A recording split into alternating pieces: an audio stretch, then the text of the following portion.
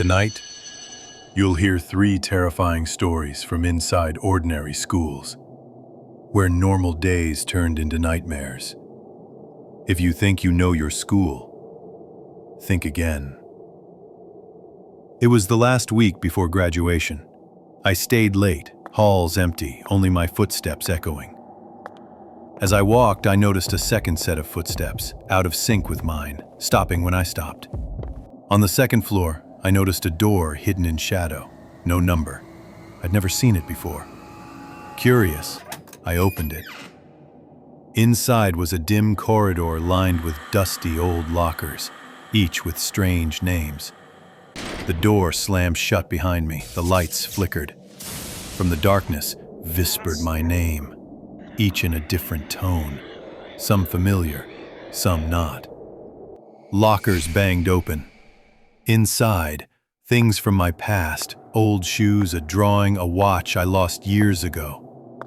At the end, I saw myself, pale, eyes hollow, silently waving me closer. The walls bled with shadowy handprints as I walked closer. My double whispered, "No one remembers us." Suddenly, I was back in the real hallway. But nobody could see or hear me.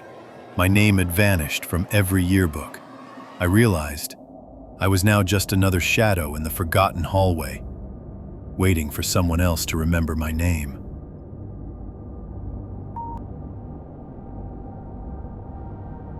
Every school has legends. Ours? A substitute teacher's list. If your name was on it, something bad happened before summer.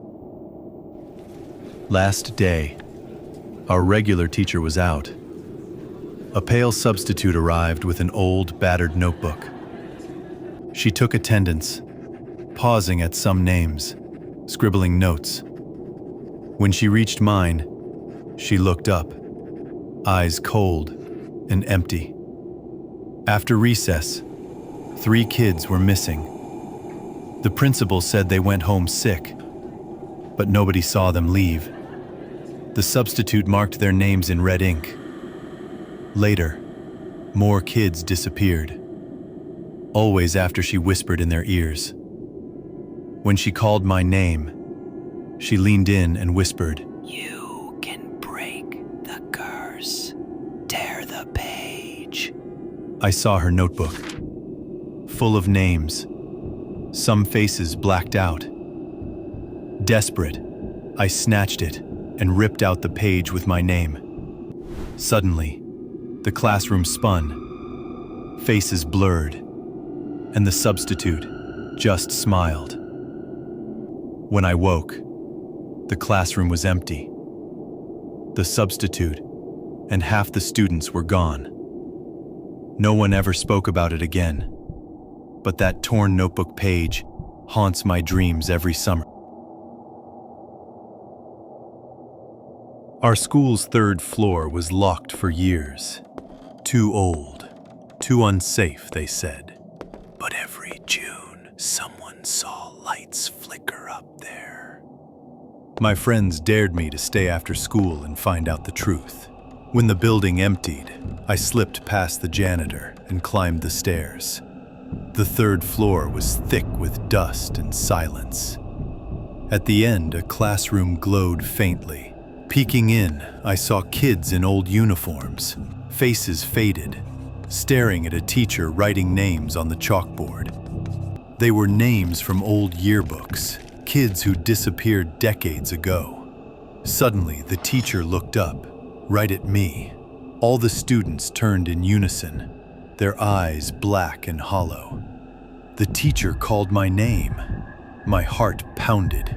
The classroom door swung open behind me. Cold hands grabbed me, dragging me inside. The bell rang, a sound I'll never forget. I saw my name being erased from the register. The world spun, chalk dust swirling. Next morning, they found me unconscious.